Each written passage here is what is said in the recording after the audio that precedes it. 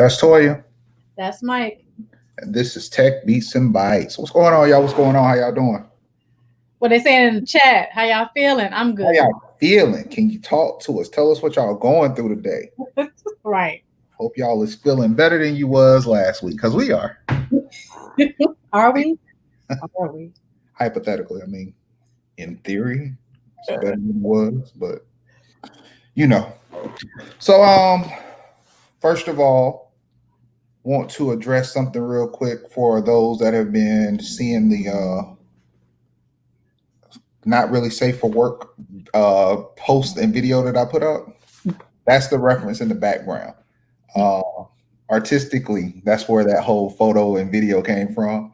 Also, in all due respect, that also comes from the Ohio Players, Honey, which was an album by the Ohio Players, and then the specific song is Sweet Sticky Thing. So, Right. So for those who don't know, share a little bit more about what you're referencing. You can't just be so about it and think everybody knows what you're talking about.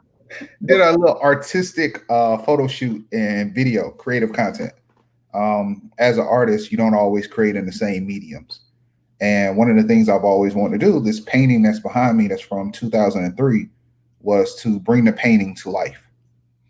And found a chocolate model, and we did a video with strawberries and honey. Uh, Cherries wouldn't have worked out. Cherries are too small and actually wouldn't have had the contrast, because cherries are deeper red. People don't, you eat raw or raw cherries, they're not that bright red that you get in the club. So for contrast, we use strawberries instead. So basically, between video and photography, I recreated the art in a live format. And now the goal is to redraw her in watercolor and paint that to match this painting in the back. So you're creating a series, is what you're saying. Yeah. So it's going to be available in prints. You're doing Absolutely not. It'll be available in this house. mugs. I think I'm gonna make a shirt though with it on there. I don't know.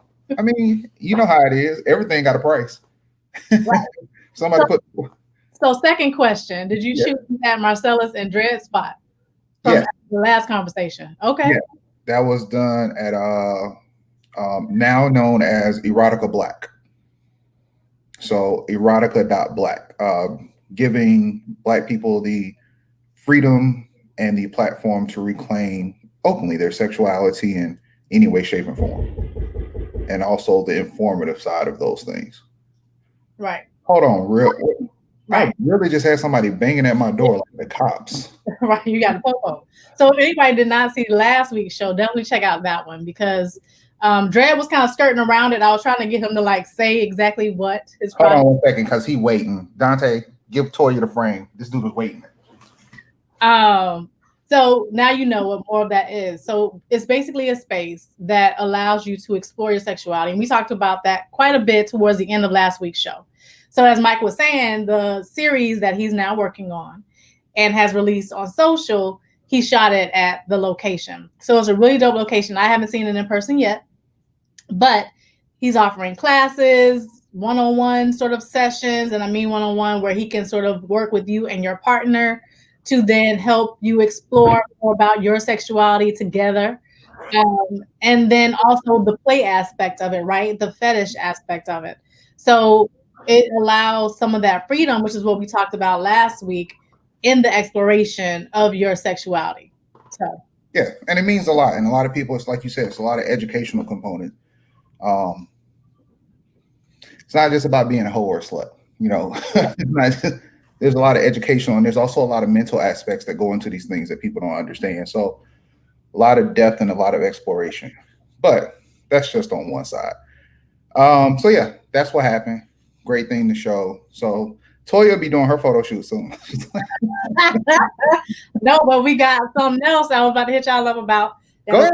On in. No, we gotta talk about this offline first. Oh, okay, cool. Get right on in with the collab, and especially after you did that whole series, it could be kind of dope. So we'll see. We spark creativity. This is how collaborations work. Real quick to Kim Kardashian, the bus boycotts lasted for like 248 days. You guys cannot be protesting by not posting on Instagram for 24 hours to make impact.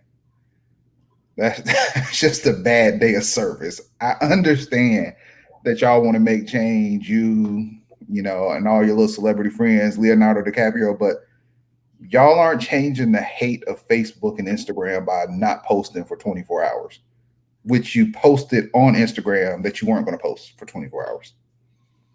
So I just need people to do a little bit more. Now you see this space? I know, right? Like, fam, that was your thing. So we have some other topics we're going to discuss with our guest because she covers news, and today will be a little bit more informative because I also want to talk to her about people are reporting on stories and how things are going. So this young lady has become a voice in the media world of South Florida, a voice that's needed, a young voice especially for Black media. A lot of our Black media and Black content is owned by, I would say, the 40 plus demographic. So to have someone in their late 20s, I believe, maybe early 30s. I don't know how old your day is, but let's go with late 20s. It's very powerful. So we would like to bring to the screen Janey Tate. Janey Tate. Woo, woo, woo. Um, Love the energy. How you doing, fam? How you doing? I'm good. I'm happy to be here with two of my favorite people. I'm excited to be a part of this. This is big time. You know what? You have earned your ranks to climb that ladder to be on this now. You've always been there. I appreciate that. I really do. We had to take some words, and the biggest thing was me and Toya love to hear. We love to have our conversation, so we probably need to get back to a format of just doing our podcast. But Techniques and Bytes was always put together to highlight people from the community. It's just that we were doing it in the Miami community, so people being on time and showing up to be in front of a camera was a challenge. But now in the COVID world, it's a lot easier to do it. So COVID allowed us to switch our format to go back to our original format, which will highlight people in the community to have a bigger voice. Right. And as Dante will tell you, some people will say they're late because of traffic, but I'm late just getting to the bedroom to turn on the lights and cameras. You ain't never lying. Things happen, but it's at least now no more than 5 minutes late, but it works out. So Janey, tell us a little bit about why High Low News. You went from the beauty world and everything else you was doing. Yes, y'all, that is the former Miss Miami Gardens, just in case you didn't know. So you went from the beauty world, got your grown woman on, and now you into the world of media. What was the transition? I really don't know what you were doing before. I just knew you were always active. When you met me, I was in college. So okay. That's a part of the pageant world, the Miss America organization. And that actually gave me my start into journalism because I met a reporter who was hosting the first pageant that I competed in for Miss Miami Gardens, and she encouraged me to start doing internships and kind of gave me the ropes. Shari Williams, who used to be a reporter at CBS 4 Miami. So it all kind of intertwined. I think by the time that we had met, I knew I wanted to do journalism. I didn't know that it would manifest in this way. Hey, real quick, I want you to come closer to your screen if you can. Okay.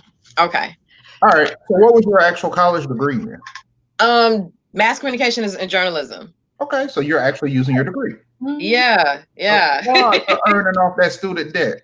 Pay it off with doing what you actually got that degree. Yeah. If I know what I knew now, I would definitely do some things differently. That's part of the journey. Yeah. Media, you have this going on. You jump into the world of telling stories. You now realize you're not just telling stories. You have that moment of realization. Oh shit, I'm becoming a voice of the community for a particular demographic.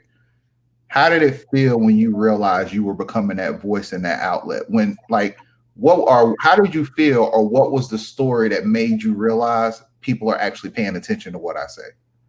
I think once I became more vocal on social media, because as a journalist, they teach you not to be in the story. You're supposed to kind of be that fly on the wall that gives color, that gives information, who's unbiased. But I started using my social media to speak out. And of course, my experiences with the Miami Herald as an intern, Miami Times as a staff reporter. So you have a platform with that. And so people start following you. And I started sharing my views, and I realized that, okay, people like what I'm saying, or I'll be out somewhere and somebody will say, oh, I saw what you posted, or I saw your article. And so that to me wasn't too, I wouldn't say it wasn't cool. It wasn't something that I wanted. Like, I just wanted to kind of tell the stories and just be there and don't really care about what I'm saying. But now I take it as like, okay, this is a platform. It's my responsibility.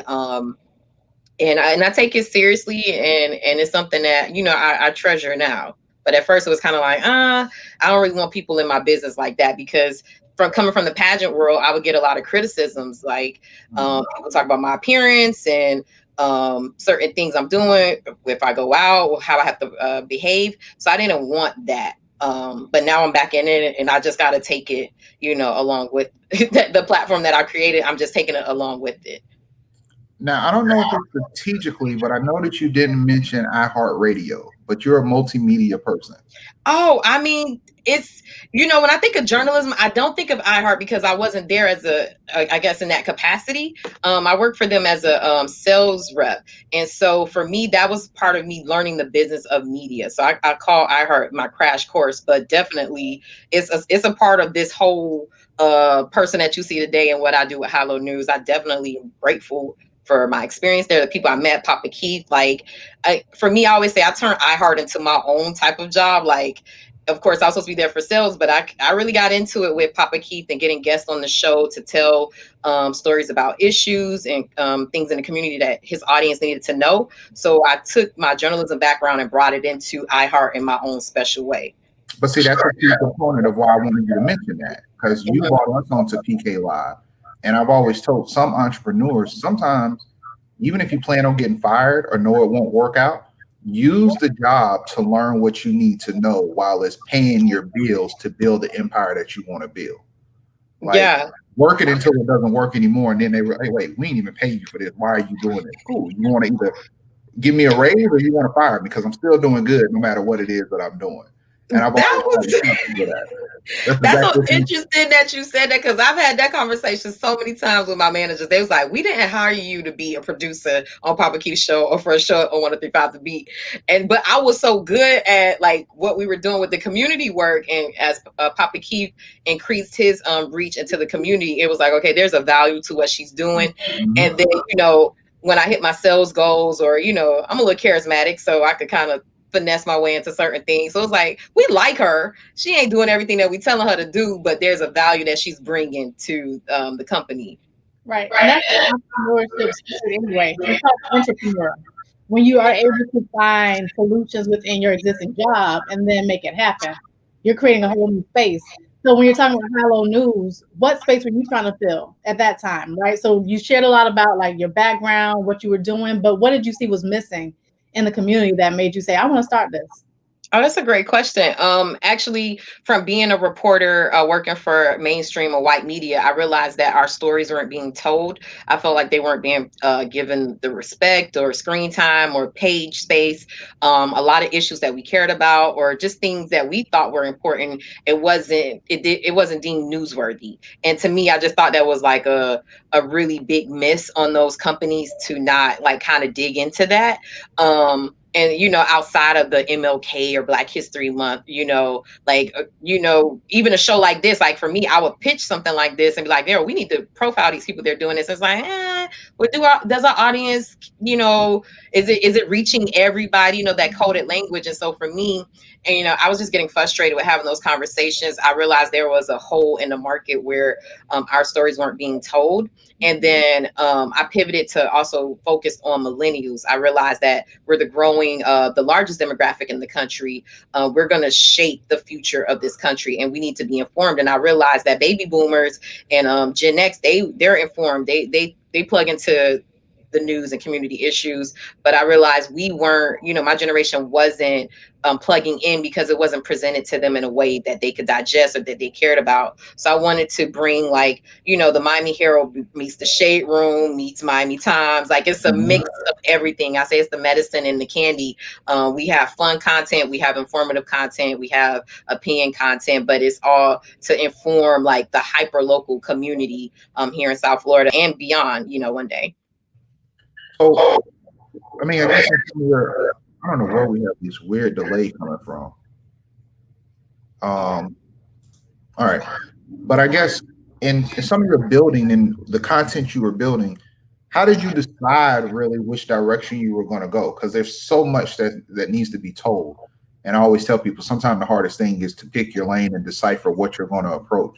How did you make that decision? Because I've seen you do some things that are very fun, which makes sense to draw people in. Because sometimes you gotta linger them in with those conversations, like some of your show recaps that you do. You linger them in with that, and then when they're there, they get to see the more serious and in-depth content. But how did you decide the lanes you were going to pursue? Um, I think to like really hone into, I guess, say like the millennial voice was actually a friend of mine. He was like, because at first when I first started Hello News, it was just the Black community. But I'm like, what? We're not a monolith. That's so broad. Like, what age group? So when he told me to focus in on millennials, that helped me to figure out, okay, what type of content they would want to talk about or read or see, and so that helped me to figure out, okay, we're talking about shows, we're talking about pop culture, but we also want to know what's going on with this government race or election or what new businesses popping up. I like to say millennials are very we have a lot of levels to us. Like we're not just one side. Like we want to go to the community meeting and be woke, but we also want to go to the club and go to happy hour or know what's the new business that's going on. So for me, being able to narrow it down to that age group helped me to figure out what type of content I should produce. So, two off the wall questions. Okay. When are you and Munch going to bring the show back? You know what? We're so the show that you're talking about for the viewers out there, he's talking about a podcast that I was doing with Munch called Trapping Ain't Dead. Right now it's on hiatus.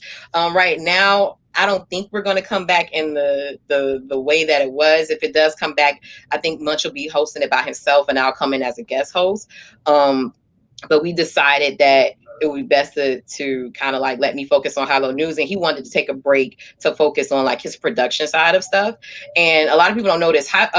Trapping Ain't Dead is Munch's baby. Like that, he created that. He started the show without me, and I was brought in afterwards to be a part of what he created. So I didn't really have like I don't have a lot of say in what like if we do it, if we don't do it. Like it's his company, it's his baby, and so I was just along for the ride, and I was happy he chose me. But he made the decision that he would take a break from production. Okay. And the other question? Wait, what was the other question? My bad. I actually forgot now. I think I said something about Munch. When is this show coming back? I forgot the other question, but we'll move on. Now that we're here, Okay. before we get into some of the funner and more controversial topics, one of the topics I want to address is based around mental wellness and just protection of our women in the community. And there's been some recent chatter on your page addressing, being included in emails and informational exchange between you and an ex that happens to be an elected official in the city of Opelika. Uh, Giving you the opportunity while people, because this is 18 minutes around your peak time when you have your most viewers, and then people drop off after the 30-minute mark and then they come back. Is there anything you want to address with that?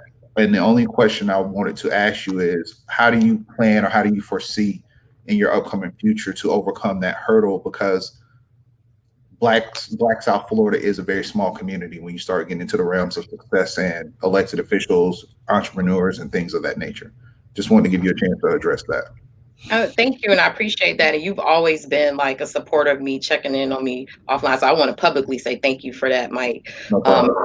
And what you're talking about, I put a post up about getting communication still about my ex who was abusive. He's the vice mayor of Opelika, and it's from people who I call professional colleagues. Like I'll get press releases, or somebody will tag me in a post with pictures of him, or they'll send me a text with a flyer of him, something, an event that they're doing, not knowing or remembering what happened. I spoke about it 2 years ago and kind of came out with it and kind of built like a mini platform about domestic violence and domestic violence awareness. And for me, I think I'm still trying to figure out what that balance would look like. And my post was like, should I just, kind of leave the coverage of South Florida because it's kind of hard to avoid it or to expect everybody to care or keep in mind or top of mind what my issue was with him or my experience with him? Or is it, just, dig in and go to therapy and just like not take it personally, or just keep reminding people like, hey, this is something that happened. But sometimes that conversation could be uncomfortable. And one of the, I actually asked for advice on that post, and someone was like, well, just use it as a part of your platform, and tell that story. And so many of us have had to deal with exes in this professional world. We still have to see them or deal with them to a certain extent. And you sharing your story can help, someone else, or just let us know we're not alone in this. So, I mean, I've reduced my coverage of Oprah Laka, even though my blog is about Black South Florida, and I hate that I have to do that. But for my own mental health, I don't want to keep running into stories or getting pictures about him, especially with, never acknowledging the situation, never apologizing, him running my name through the mud, calling me all type of names to people who confronted him about it. So it's not the best situation.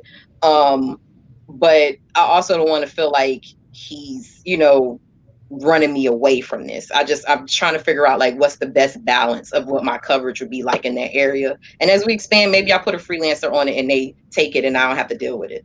So that's kind of with it. I hope you take the platform as some form of encouragement to continue. Of course, for one, you got to control your own triggers, but don't ever let somebody run you away from your dreams and your passion. So I just wanted to make sure we were able to say that and you were able to address that, because some people may be watching this that didn't know, so now they know. And some people that may not have known how serious of an issue it is, they now know that it's nothing to play with. And being sensitive and taking that little bit of extra time might be of a concern.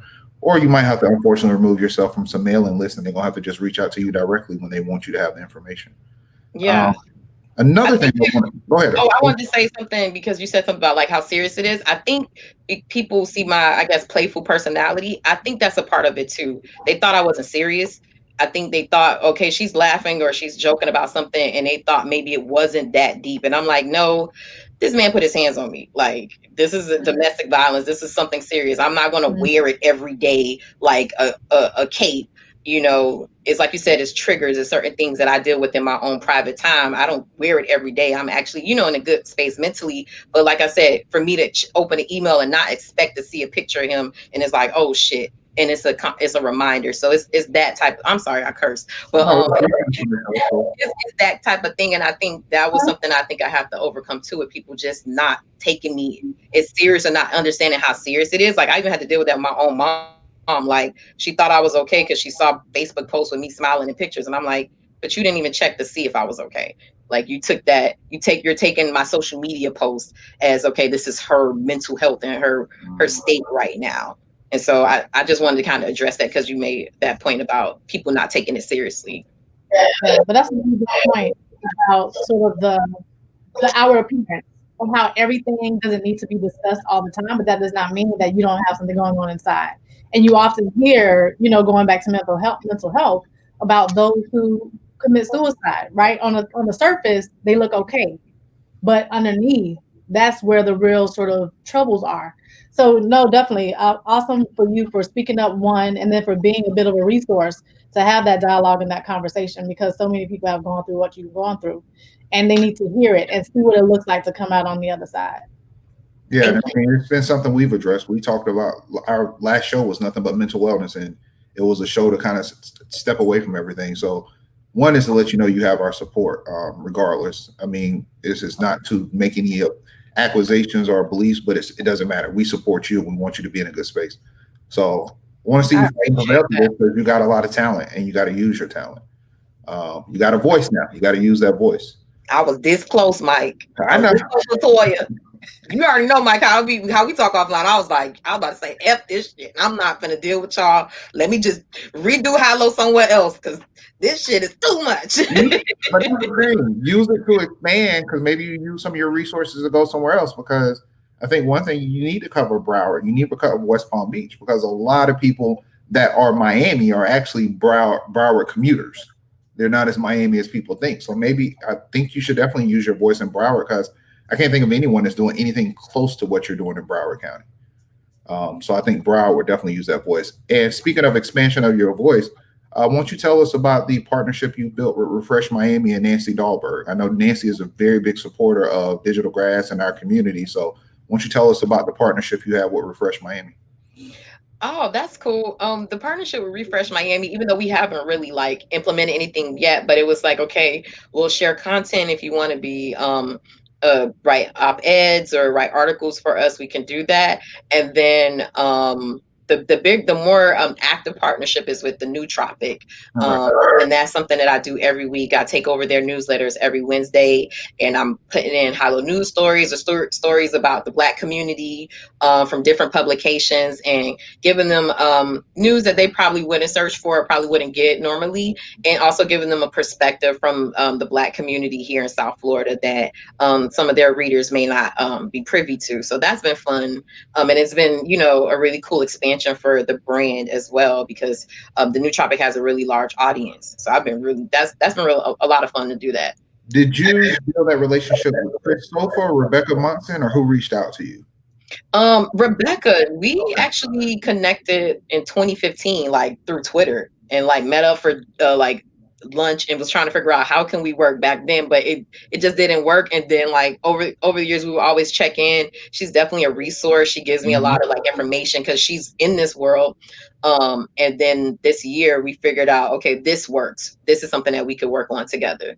Yeah, Rebecca, to me, Rebecca's one of those underrated people. A lot of people don't realize how much she does and how she's everywhere. She's just a little bit more silent about it, but Rebecca is a very dope ally, dope friend, a great person to have around. So shout out to Rebecca and Chris at Whereby. I know they've been doing good, and congratulations with their success. Yeah, the whole team. I love them. Chris, Bruce, Zach, all of them. They've been really dope, really good resources. Like if I need something for high-low or just in general, like they're there. Like I really, I can't even say enough about them. So now I want to get to the other side. How do you feel that if you have to talk about a real issue, 10, 20 likes, 7 comments, versus if you're just doing a coverage on a show that's somewhat just basically sit around, wine, talk, and gossip, 230 comments, 18 shares, 50 plus likes? It's definitely constantly frustrating. I'm like, okay, maybe one day they'll come around. But it is definitely, like you said, I'm like, I keep them here, and then I'm like, hey y'all, don't forget now, come over here and read about the news. Like it's just the name of the game. Like every entertainment that drives stuff. So it's a part of it. I don't really take it too personally, but I'm like, I wish those numbers are a little bit better, because it's information that we need to know. I wish I could not take it personally, but I feel there's something. I wonder, and maybe our viewers couldn't probably respond to this because we always are talking about politics, tech, and entrepreneurship. But I don't know, what is it that intrigues people to not continuously learn versus continuously take in trash, or even if they are learning, why not support and show those things? Because we already have the algorithms working against us, and I think lately, the last show that I watched, which was very annoying to me because I felt like it didn't relate to me because I researched my own facts and it was The Social Dilemma on Netflix, and how The Social Dilemma is talking about how these algorithms and the dopamines of seeing the like buttons and seeing the share and being, as we call it, the candies, being addicted to those things, are starting to shape our society, where people will get to a point where they just take in false information without ever seeking the truth. And while I feel that might be right for some, the first thing I was pissed off about is, how are you going to have this whole thing about the whole social media world and you don't mention Black Twitter and you have no Black people on this whole platform? Everybody on The Social Dilemma was white. That's the first thing. Second thing is, you only talked about the negative, but people are still making choices. And if your algorithms are programmed to go against spreading truthful information, why not just fix the algorithm, besides the obvious, because of the greed and the money that comes with it? So it's just become more frustrating for me, where a lot of people may not know it. I have a lot of friends that I've had to unfollow them or either just dislike them as a friend because of the kind of content they're consistently posting. Not that I don't like them as a person, but it's like, it's always the same thing. So what do you see in the future filtering your content or building up? Because one day 10 years from now, you're still a millennial, but now you're in control of the future of our country. So how do you think your voice comes into place with shaping that? I think it comes into play, like I said, with providing that information. I also feel like just being creative and figuring out ways to cut through the chatter of it all, or if it is, a little bit of bait and switch, like, hey, you came here for this, but I'm gonna give you this information too. I think also too though, and I like to use the shade room. A lot of people don't, like them, but if you look at how they've transformed their content over the years, I feel like they're a really good model to follow. Like they started with the trash, they got us there, and then like you see them do the shade room, Black Love, shade room politics. Like you see them getting into different content, and because those people are already there for that information, they're consuming it whether they realize it or not, or they're looking at it as well. And so for me, ultimately, that's a part of the model that I want to implement into High Low News as well. Like I want to put in some more of that stuff. And honestly, that stuff gets a lot more clicks. If I put something gossipy or like some tea or some shade, that stuff comes in. As I grow my team, we'll be able to push out more content like that. And then I feel like that will be the way that I'll be able to engage the millennial audience. To me, I just feel like that's just what it is. I feel like you can't really fight against it. It's like you got to kind of figure out, okay, how do I play within that, social media world or the likes world, where everybody wants this type of thing, like that type of content. And then also too, I feel like profiling people like yourself or different influencers, that I think that helps as well, because that brings people to your party, so to speak. And so that's something as well that I want to implement too, like in profiling more influencers, like that boy Funny, or Funny Bombshell, or these different people who are from South Florida and they have like these large followings, but to give them a profile is something that they probably wouldn't get from the Miami Hero. Like they wouldn't profile them. So that's something else too that I want to implement into my coverage, and I feel like that will also help keep that millennial audience engaged. Yeah, because it's escapism. When you think about people wanting to get into the gossip and the entertainment, that's the fun, right? You're not reading, it's not heavy. So unfortunately, like you said, it is what it is, but there's a place for it. You can do both. You know what I'm saying? You can figure it out and make it work. And I have a little bit more hope in millennials. I think we do seek it out when we need to. Sometimes we want it spoon fed to us, like, okay, just give it to me. I don't want to research too much. But I feel like a lot of us, especially since we're getting older, we're having families, we're in the acquisition phase of our life. We're buying, we're making big purchases, we're living in places. So you want to know about property tax because you want to know what's going on in your city because you're buying a house. And so I think as we're getting older, I just feel like you just plug in anyway as you get older. So I just want to be able to make sure we have a platform for that, because if we're already tuned out of like the Miami Herald or the Miami Times, where do we go when we're ready for that information? No, good point. Question. As you grow, will you continue to just target millennials, or will you begin to then, you know what I mean, like Gen X, just keep going, or whatever the after millennial is? But are you going to continue to grow and just stay targeted on millennials, or will you sort of stay in the space and just let people kind of cycle through? You know what? I haven't thought about that. For me, because the millennial demographic is so big, I think, along the line, I mean, a long time, depending on how big that generation gets, and if they're just too big to ignore, of course we'll include it, but I think my focus would remain it. I think for me, expansion looks like, okay, duplicating this in different markets. And it's ironically, right before this call, I had a call with someone in Portland who wanted to do this same exact thing and pretty much franchise High Low News into that market. And so I think that's what the future of High Low News look like as far as expansion. I'm not sure if we're ready to go into like that Gen Z population. I just feel like they're not even checking for this right now. So I also too want to feed into that audience who I feel like would feed into the the content. Gen Z would be placed where? They're that because millennials are like 1980 to 1997. So I think a Gen Z is 98 and younger. Like, so they may be, they're in their early 20s, teens, like that age. Too much. I think I mean, I do believe you still have the opportunity, because the one thing I've always liked, and like I want to see the female version of this, but I also want him to just make it a show.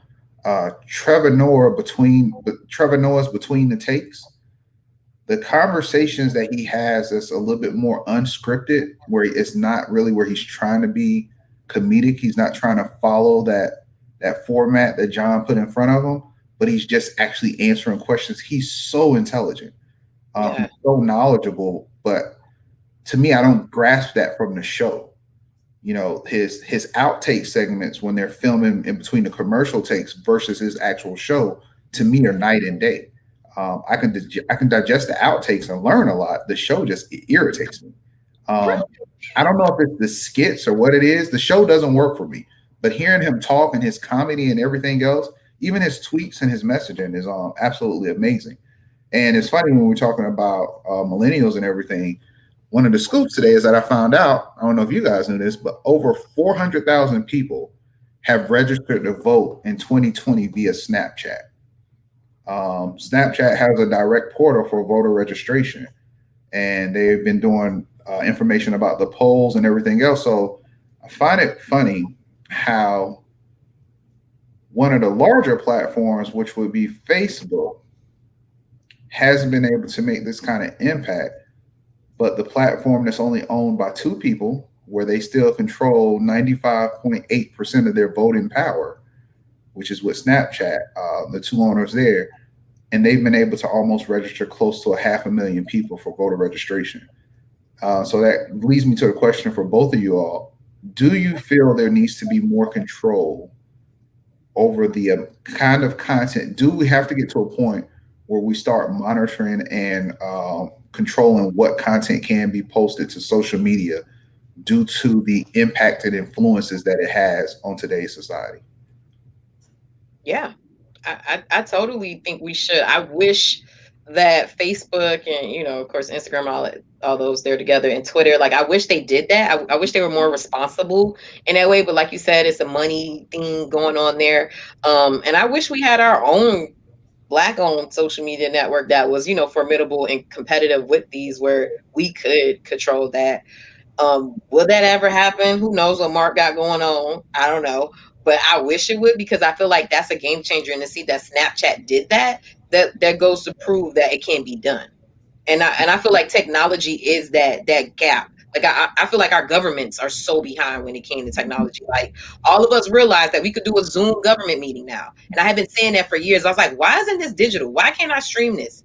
I'm coming home from work. I can't make it to county government or city hall to go to a meeting. I could watch it. I could listen to it on my way home. I could watch it in replay.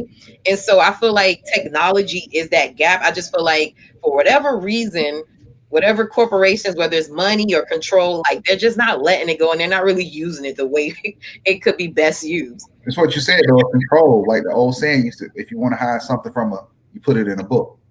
That part. So I think the fear is the exposure to, and when a lot of people like it's too much exposure, I think the exposure is to the truth.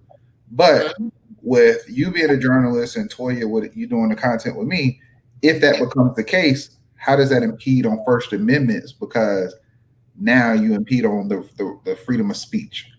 So is it that you put your information on your own platform, or what is controlled and what's not controlled? Because that leads us then towards more of a dictatorship versus a free world.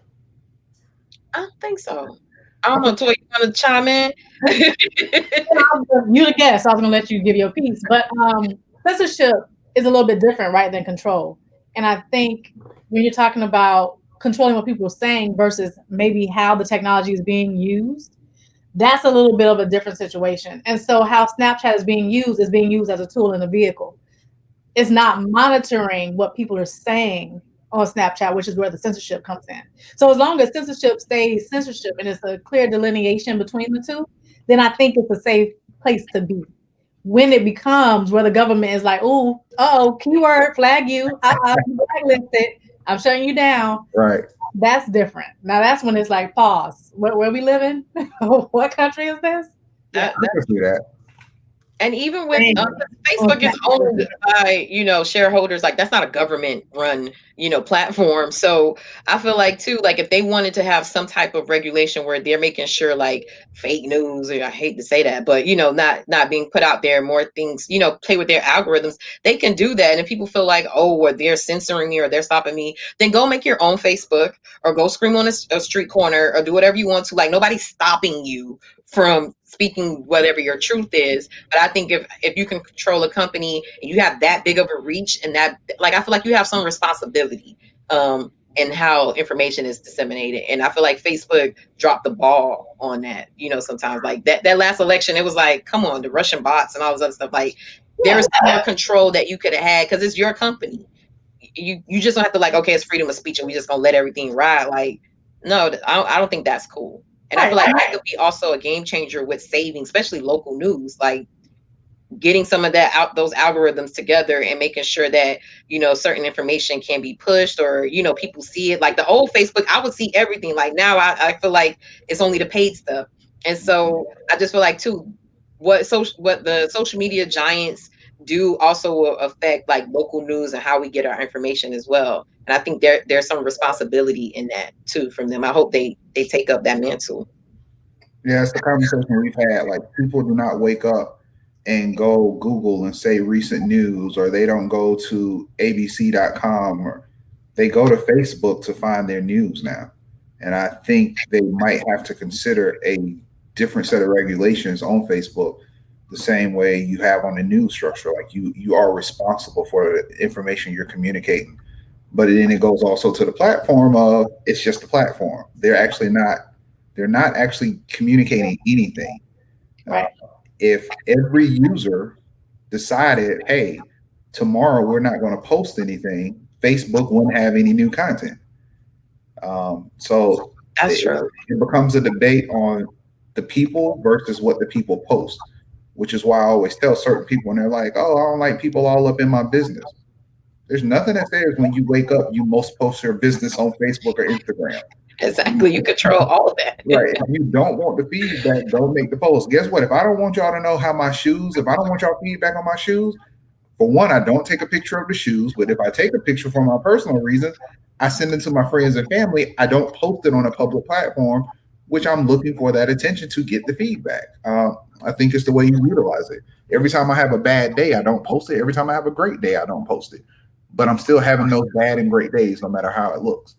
But to go one of your other questions, though, one of the other statements, we did have Black Planet at one point. So I've always challenged people in question, if there was a replica, let's just call it the Black Book. It looks just like Facebook, same operations, but it doesn't have the numbers. Now, this is the thing. No matter how we see the numbers, there's still stats and there's still data. We still are less than 20% of the US population. If there was an exclusive platform where you can only now reach out to 20%, and then those that decide they want to invest into your culture, would you actually make that jump? For personal reasons, I could see some people doing it. For business reasons, it's not the best business move. I think it depends. For me, it would be a good business move because that's an audience I want to reach. So I think it depends on what your business is. Like I would go. I'm glad you said that because I want to say something to that. Okay.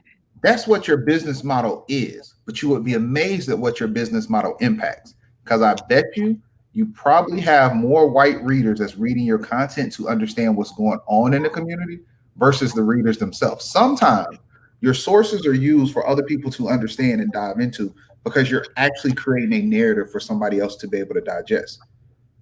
So if I wouldn't leave the mainstream or white platforms though. I would go over there. If you don't leave them, you still haven't divested enough of. To me, this is almost like the third party argument.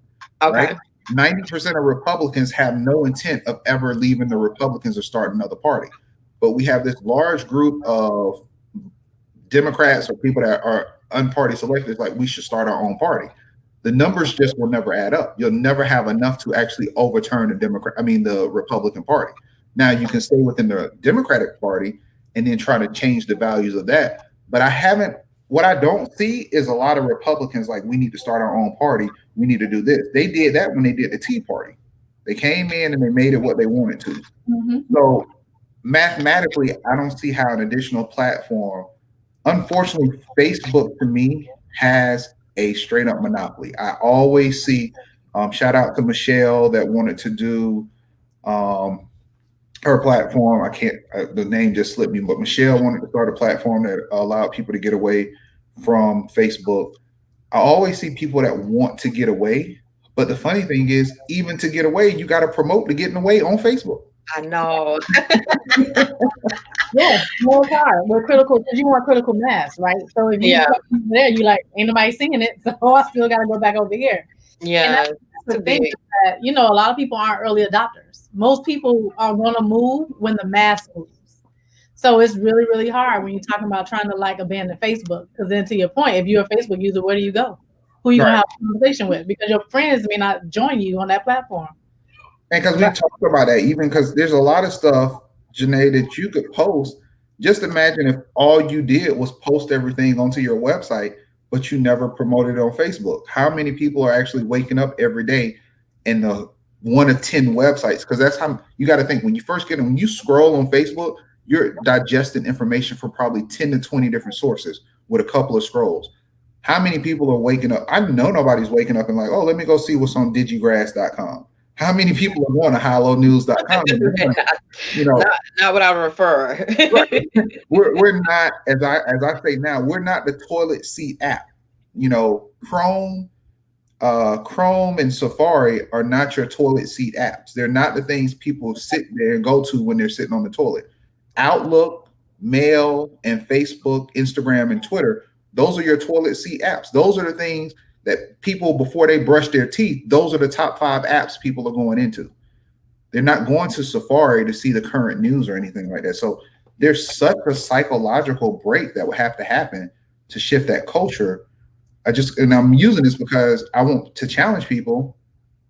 Share more content like the one you see from High Low News. Be more supportive of your local journalists that are actually sharing information that's directly related to you, because some of you guys are sharing topics that you really don't care about. You're just sharing it because you like to see those likes. You're addicted to that dopamine. You like to see the likes. You like to feel that attention. Question I want to ask both of you ladies. Right now, they're saying the pandemic in 25 weeks has set us back by 25 years. Mm-hmm. In what way? For global development. Yeah, I'm sure.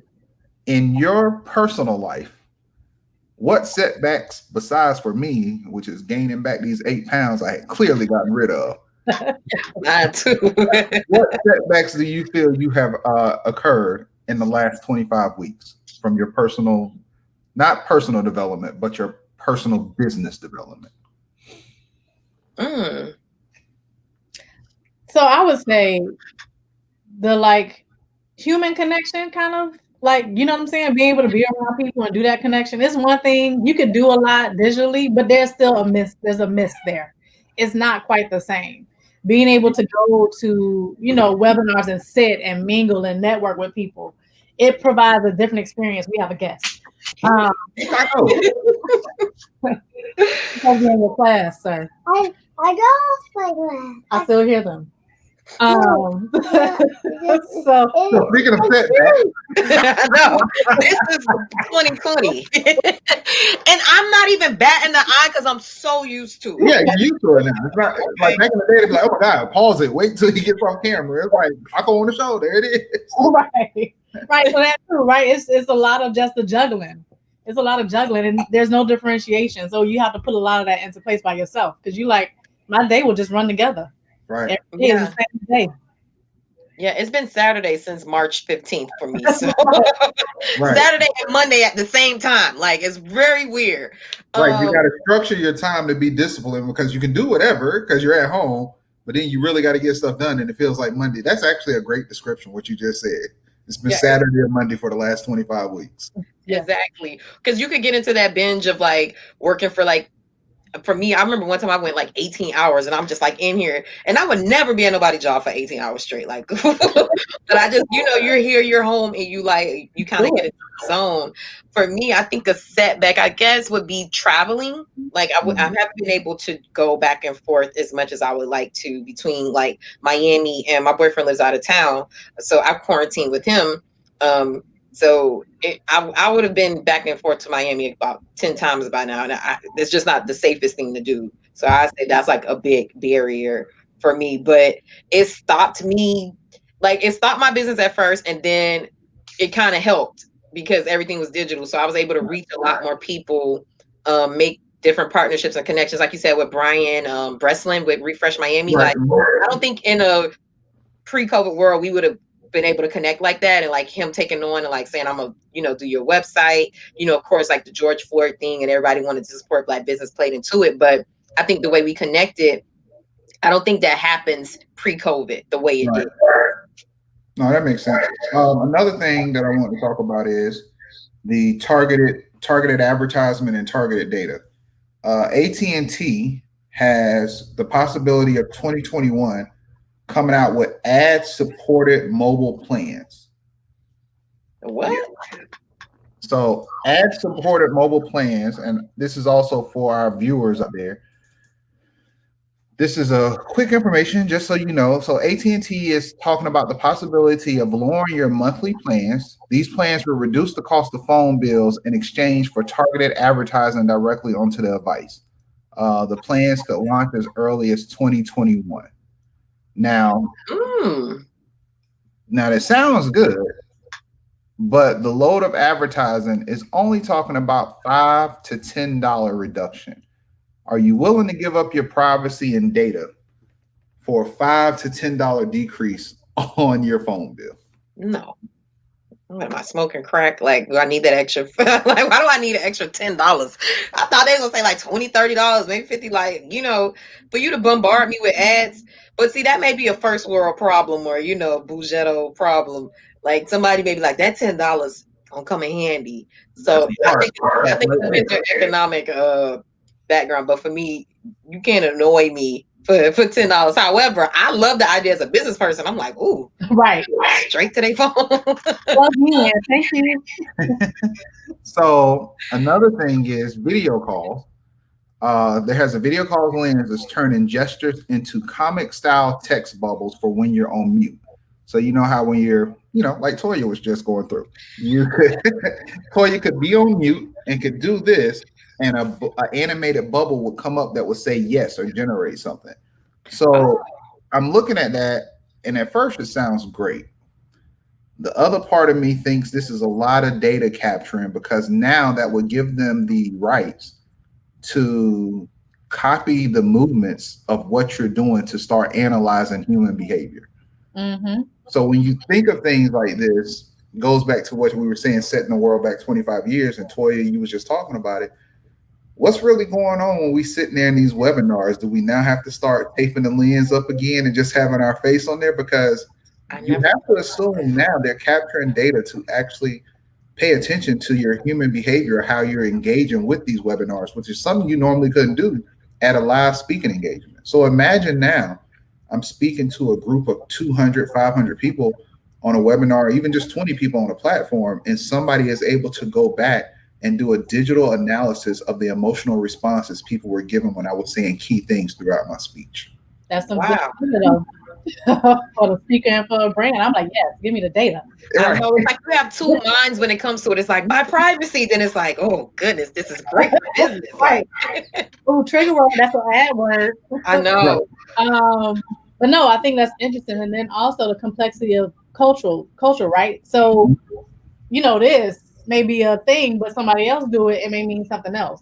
So I think, that goes back to mapping the human experience and then what that looks like. I think it could be really interesting. So that's me nerding out real quick, just for the information and how that could help to inform a lot of different things. And then also when you talk about sort of the inequalities when it comes to facial recognition and just how a lot of that has not included the full spectrum of people. Hopefully, if that happens, and now it's a wider net that's cast, and it can more people to make sure that the technology that they're building accounts for everybody's experience.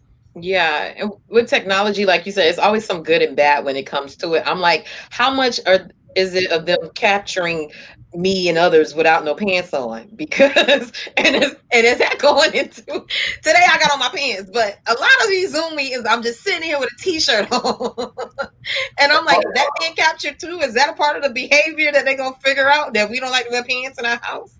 It depends. If it's not on camera, it's not seen. But yeah, when you're moving around, there is that data that's captured versus what you're streaming versus the pre data when they're doing the analysis. So I would definitely say before you even get into the app, be in position. Because once you move, it gives that camera the opportunity to not just evaluate you, but to also evaluate and capture data of everything that's within your space. Oh wow, they got me. I hope this one video of me in my drawers is because they don't got me because I don't get in front of this camera too many times with no pants on. Listen, everybody better invest in that little slider. You slide it, close your I need that because I'm definitely the absent-minded one. Just because you forget that you're actually with other people. I'm like, I'm home. Yeah. I try not to talk to people that much. I don't like people so I mean, I get it. Janey, do you have any upcoming news or any information we should be aware of? Because we're wrapping down to the last 4 minutes of the show. So I want to give you a chance to promote all your platforms and any upcoming and exciting news you have. Well, everybody, again, thank you guys for having me, LaToya and Mike.